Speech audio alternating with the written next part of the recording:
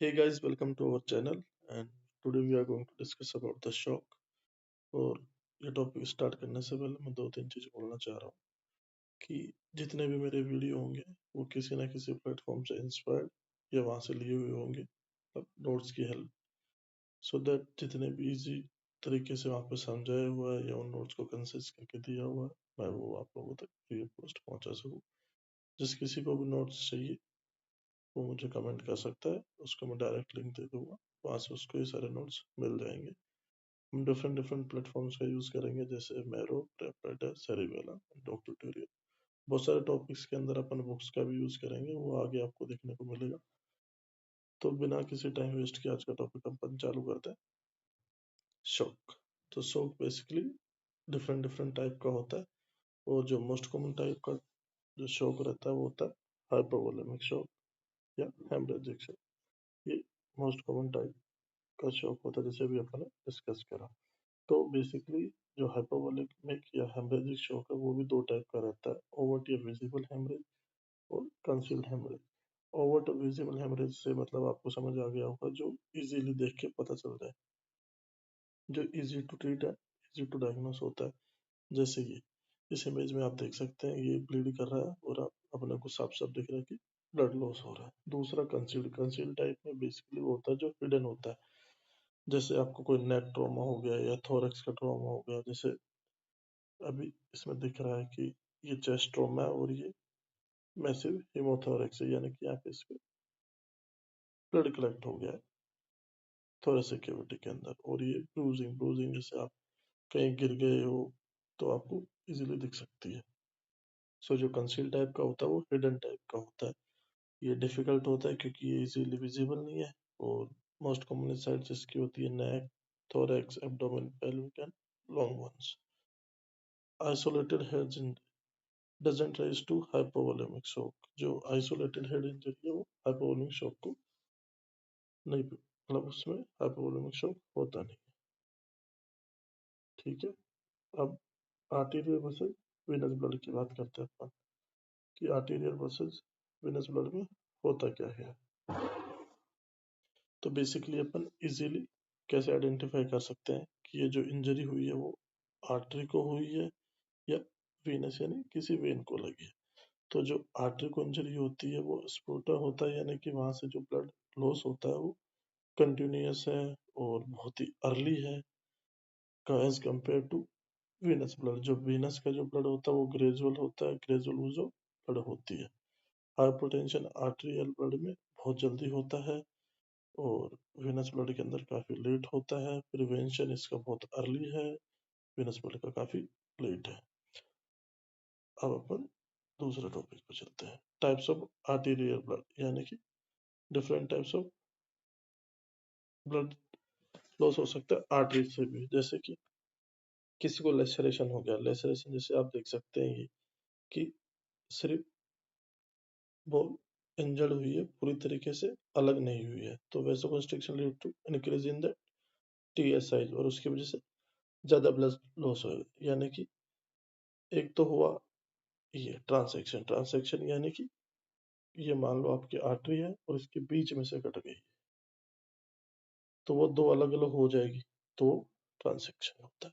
Laceration होता है, laceration बिल्कुल ये आपकी वेसल वॉल में और ये थोड़ी सी इंजर हुई है तो यहाँ से वैसोकंस्ट्रिक्शन होगा और उसकी वजह से जो टीयर का गैप है वो बढ़ता हो जाएगा। चलिए आगे चलते हैं, हेमरेज इन सर्जरी।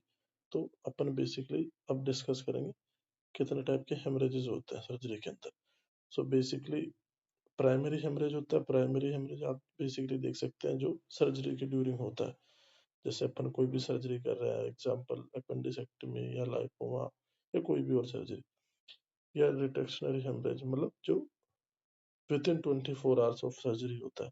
जैसे अभी आपने सर्जरी करी और उसके नेक्स्ट 24 आवर्स के बाद में जो भी ब्लड लॉस हुआ। सेकेंडरी हेमरेजेस जो आफ्टर 7 to 14 डेज के अंदर होता है। तो इसके डिफरेंट डिफरेंट रीजन है। जैसे प्राइमरी हेमरेजेस का तो पता है कि सर्जरी चल रही है उसकी वजह से।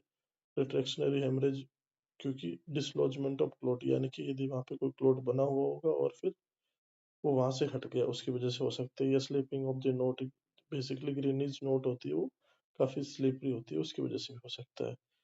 और sloughing of the body due to infection, infection वगैरह की वजह से बेसिकली सेकेंड हेमरेज होता है।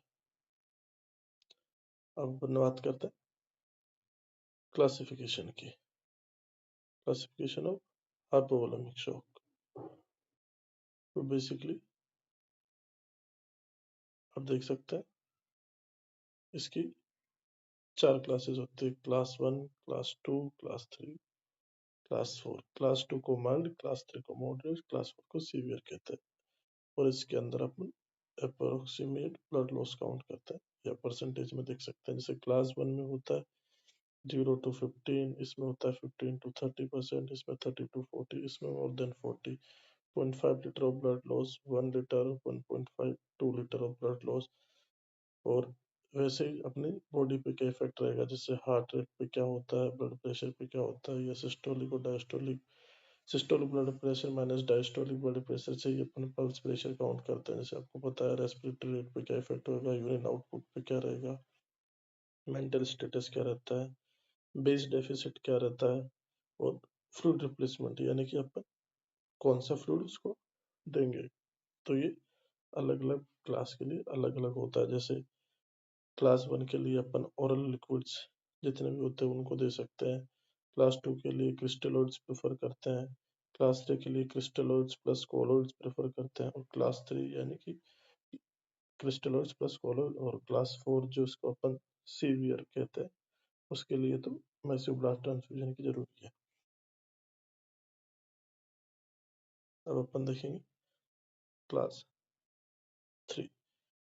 क्लास 3 बेसिकली डिकम्पनसेटेड फेज होता है। इसमें सिस्टोलिक जो ब्लड प्रेशर होता है वो डिक्रीज होना स्टार्ट हो जाता है, और जो पेशेंट होता है वो कंफ्यूज होता है। ठीक है, अब अपन इसकी समझेंगे पैथोफिजियोलॉजी ऑफ क्लास 2 शॉक की, मतलब जो अपने क्लास 3 जिसको अपन माइल्ड बोलते हैं उसके बारे में। इसको also known as compensated shock भी कहते हैं। इसके जैसे मान लो कोई पेशेंट है, उसका इंजरी हुई, ब्लड लॉस हुआ, अब उसके बाद क्या होगा, उसका जो सिंपैथेटिक सिस्टम है वो एक्टिवेट हो जाएगा। और सिंपैथेटिक सिस्टम एक्टिवेट हो गया यानी कि ब्लड में नॉर एड्रेनलिन आ जाएगा। एड्रेनलिन और एड्रेनलिन आपको पता है क्या करेगा, टैकीकार्डिया। टैकीकार्डिया मतलब हार्ट रेट इंक्रीज होगी, ये अर्लीस्ट साइन होता है सबका। और उसी के साथ साथ पेरिफेरल वेसोकंस्ट्रिक्शन होता है, उसकी वजह से जो ब्लड होता है वो शट डाउन होता है, मतलब जो ब्लड होता है पेरिफेरल वेसोकंस्ट्रिक्शन हो जाएगा, उसकी वजह से shunts blood to the vital organ, जो वाइटल ऑर्गन है उनकी, ताकि वहां पे ब्लड ज्यादा जा सके। जैसे कि आपका हार्ट हो गया, लंग्स हो गए, ब्रेन हो गया, सो दैट वहां पे मैक्सिमम अमाउंट ऑफ ब्लड जा सके। और जो आपकी एक्सट्रीमिटीज है वो कोल्ड हो जाएगी, और इसी की वजह से साथ साथ अपने जो पेरिफेरल वेस्कुलर रेजिस्टेंस है बढ़ जाती है। अब अपन देखेंगे कैसे अपन मैनेज करते हैं। So basically 500 ml to 1 liter of crystal given and response check करते हैं, यानी कि अपन स्टेट में उसको 500 से ml से लेके 1 लीटर क्रिस्टल देंगे, और फिर अपन उसका रिस्पॉन्स चेक करेंगे कि वो कैसा रिस्पॉन्स दे रहा है। अब बेसिकली इसके 3 रीजन हो सकते हैं।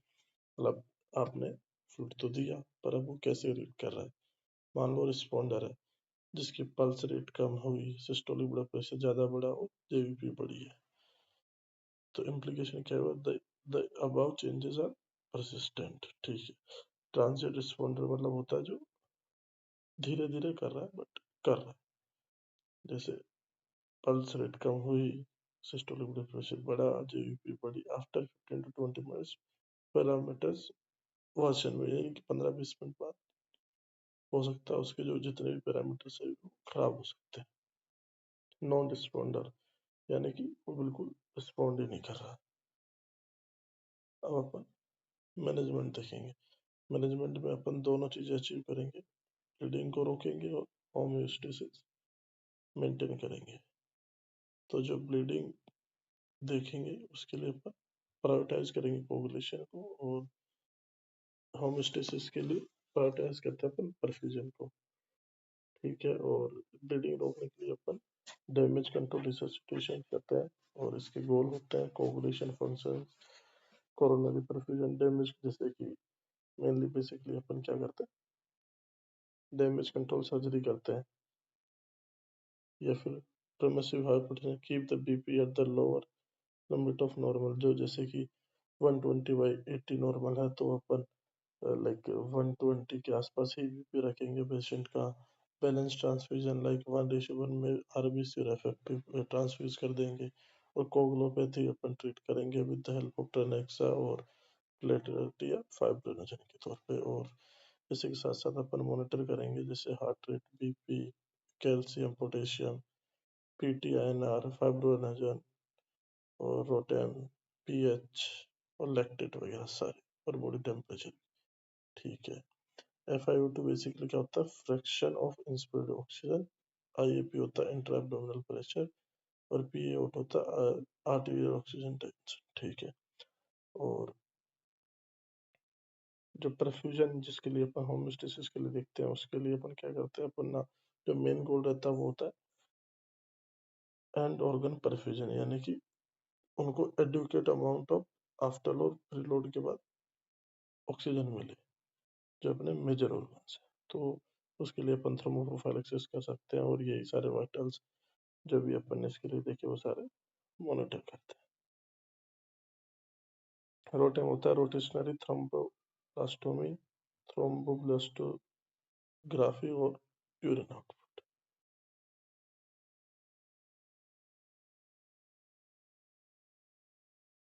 अब अपन ओकल्ट हाइपरटेंशन होता है, जैसे देखते हैं उसके अंदर अपन नॉर्मल पैरामीटर्स होते हैं, हार्ट रेट और सिस्टोलिक ब्लड प्रेशर वो नॉर्मल रहता है, यूरिन आउटपुट नॉर्मल रहता है, और जो मिक्स वीनस ऑक्सीजन सेचुरेशन होता है वो थोड़ा लो रहता है, और एसिडोसिस की तरफ पेशेंट जा रहा होता है। अब मॉनिटरिंग ऑफ शॉक के लिए अपन बेसिकली इंडिकेटर्स देखते हैं, तो उसमें अपन पहले क्या क्या करेंगे, तो पहले करेंगे अपन इनिशियल फ्लूइड रिक्वायरमेंट देखेंगे। वो कैसे देखते हैं, वो देखते हैं PCWP पे, यानी पल्मोनरी कैपिलरी वेज प्रेशर से, या लेफ्ट साइडेड हार्ट प्रेशर से, या श्वासगेंस कैथेटर यूज कर सकते हैं, जो बेसिकली डिफिकल्ट होता है मॉनिटर करने के लिए। तो अपन कैसे कैसे देख सकते हैं, PCWP यानी कि पल्मोनरी कैपिलरी वेज प्रेशर देख सकते हैं, और या फिर देख सकते हैं अपन लेफ्ट साइडेड हार्ट प्रेशर, जो मोर एक्यूरेट होता है। तो ये मोस्ट प्रेफरेबली यही है, लेफ्ट साइडेड हार्ट प्रेशर। या फिर CVP देख सकते हैं, सेंट्रल वेनस प्रेशर, ये प्रेफर करते हैं, पर पल्मोनरी कैपिलरी वेज प्रेशर ज़्यादा प्रेफर करते हैं CVP के कंपेयर में। और या फिर जो राइट साइडेड हार्ट प्रेशर भी देख सकते हैं, ये मोस्ट कॉमनली यूज होता है। तो जो मोस्ट कॉमन यूज करेंगे वो है राइट साइडेड हार्ट प्रेशर, और जो मोस्ट एक्यूरेट होता है वो होता है लेफ्ट साइडेड हार्ट प्रेशर, ये मोर एक्यूरेट। अब अपन देखेंगे फ्लूइड रिससिटेशन। इसके लिए अपना जो बेस्ट इंडिकेटर होता है वो होता है यूरिन आउटपुट। तो अपन यूरिन आउटपुट देखेंगे फ्लूइड रिससिटेशन के लिए। एडल्ट के लिए होता है 0.5 ml पर kg पर आवर, यानी कि इतना यूरिन बॉडी निकालेगी एक नॉर्मल एडल्ट के अंदर। और चिल्ड्रन के लिए होता है 1 ml पर kg पर आवर के हिसाब से।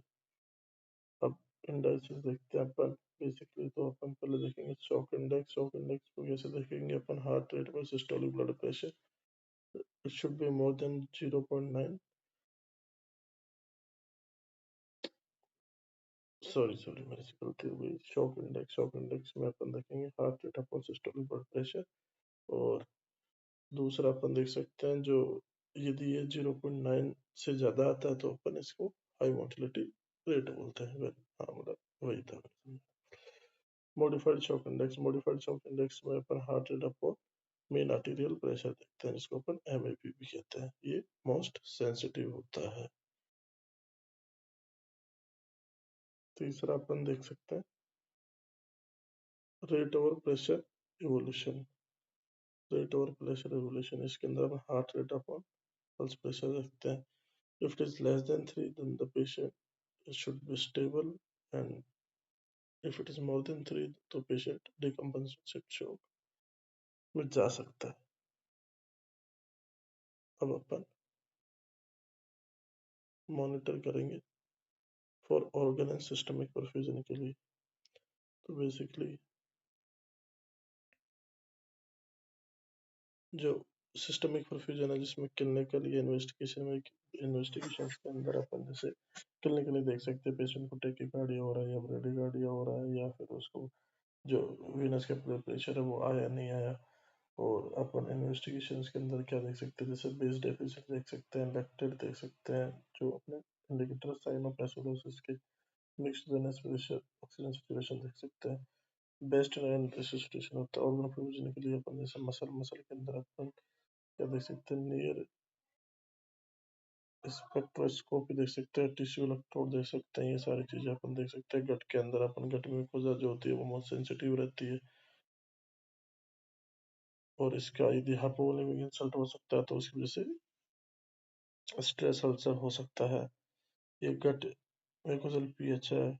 लेजर डॉपलर फ्लोमेट्री कर सकते हैं इन्वेस्टिगेशंस के लिए, यानी कि अपन ये देखने के लिए ये सब 1 2 3 इनके लिए ये सारी इन्वेस्टिगेशंस करते हैं। जैसे सिस्टमिक परफ्यूजन के लिए अपन बेस डेफिसिट और लैक्टेट करेंगे। ऑर्गन परफ्यूजन में आ जाता है मसल, गट, किडनी, ब्रेन। मसल के लिए अपन करेंगे नियर इंफ्रारेड स्पेक्ट्रोस्कोपी या फिर टिश्यू ऑक्सीजन इलेक्ट्रोड। गट के लिए अपन कर सकते हैं ये कैपेनोमेट्री या गट म्यूकोसा की पीएच या फिर फ्लोमेट्री कर सकते हैं। किडनी के लिए अपन यूरिन आउटपुट देखेंगे। ब्रेन के लिए अपन कॉन्शियस लेवल देखेंगे, या फिर टिश्यू ऑक्सीजन इलेक्ट्रोड या फिर NIRS नियर इंफ्रारेड स्पेक्ट्रोस्कोपी करते हैं। अब अपन मैनेज कैसे करेंगे, जैसे ब्लड ट्रांसफ्यूजन। तो blood transfusion basically basic blood transfusion क्या होता है, includes any one of the following, यानी कि इनमें से एक भी चीज होगी तो वो मैसिव ब्लड ट्रांसफ्यूजन के अंदर आएगा। जैसे कि replace the entire circulation of volume in the 24 hours, यानी कि अपनी बॉडी में जितना भी ब्लड है अपन उसको यदि विद इन 24 आवर्स रिप्लेस करेंगे तो ये मैसिव ब्लड ट्रांसफ्यूजन के अंदर आएगा। या more than 10 units of blood एक दिन में अपने को चढ़ानी पड़ेगी तो ये भी मैसिव ट्रांसफ्यूजन में आएगा। ये 4 यूनिट 1 घंटे के अंदर, ठीक है। तो बेसिकली क्या क्या है, या तो पूरा ब्लड रिप्लेस करो, या more than 10 units, more than 4 units in 1 hour. Complications क्या क्या हो सकती है, कॉम्प्लिकेशन बेसिकली हो सकती है हाइपोथर्मिया, यानी कि जो आपका बॉडी टेम्परेचर वो कम हो सकता है। हाइपोकैल्सीमिया, हाइपोमैग्नीसीमिया हो सकता है। इसका कारण हो सकता है सिट्रेट जो एंटीकोगुलेंट होता है, चीलेट से calcium and magnesium. Metabolic alkalosis में पेशेंट जा सकता है because of the citrate toxicity. Hyperkalaemia हो सकता है, हाइपोकैलेमिया हो सकता है। पर हाइपरकैलेमिया मोस्ट कॉमन होता है क्योंकि स्टोर ब्लड के अंदर आरबीसी का लाइसिस होगा, उसकी वजह से पोटेशियम रिलीज होगा। पोटेशियम जितना ज्यादा रहेगा वो उतना सीरम के अंदर जाएगा। बेसिकली तो यही रीजन होता है हाइपरकैलेमिया का होने का as compare to hypokalemia in blood transfusion. अब अपन बात करेंगे पीछे कोगुलोपैथी की, जो मोस्ट कॉमन कॉज होता है डेथ का। रीजन डाइल्यूशनल कोगुलोपैथी, एसिडोसिस और हाइपोथर्मिया। प्रिवेंशन क्या हो सकता है, लिमिट क्रिस्टलोइड कर सकते हैं, या फिर पीआरबीसी और प्लेटलेट और एफएफपी 1:1:1 के रेशियो के अंदर अपने को ट्रांसफ्यूज करनी है। तो बेसिकली कोगुलोपैथी क्या है, मोस्ट कॉमन कॉज होता है डेथ का शॉक के अंदर। तो बेसिकली अपन अपने इसको प्रिवेंट करने के लिए क्या करेंगे, आप जब ब्लड ट्रांसफ्यूज कर करेंगे उसके अंदर जो पीआरबीसी होता है, एफएफपी होता है और प्लेटलेट होता है, वो तीनों 1:1:1, यानी कि एक आरबीसी, एक प्लेटलेट और एक एफएफपी, तीनों एक एक एक साथ ट्रांसफ्यूज करेंगे तो वो कोगुलोपैथी को अपन प्रिवेंट कर सकते हैं। हेमोलाइटिक रिट्रैक्शन रीजन से मिसमैच ट्रांसफ्यूजन हो सकता है, यदि अपन ने कोई दूसरा ब्लड ग्रुप किसी और ब्लड ग्रुप को ट्रांसफ्यूज कर दिया तो उसकी वजह से हेमोलाइटिक रिएक्शन हो सकती है। फिब्राइल रिएक्शंस जो मोस्ट कॉमनली रिएक्शंस होती है वो फिब्राइल होती है, यानी कि पेशेंट को फीवर आ सकता है और अपने को इमिडिएटली मतलब तब वहां पे अपने को ब्लड ट्रांसफ्यूजन रोकना है। तो इसके लिए अपन ये जो डिवाइस होता है वो यूज करते हैं। For the febrile reactions. इसको अपन ल्यूकोरिलेक्शन फिल्टर कहते हैं। और भी कॉम्प्लिकेशंस हो सकती है, जैसे ट्रॉली और taco. Trolley basically transfusion related acute lung injury होती है, और टैको होती है ट्रांसफ्यूजन एसोसिएट कार्डियक ओवरलोड।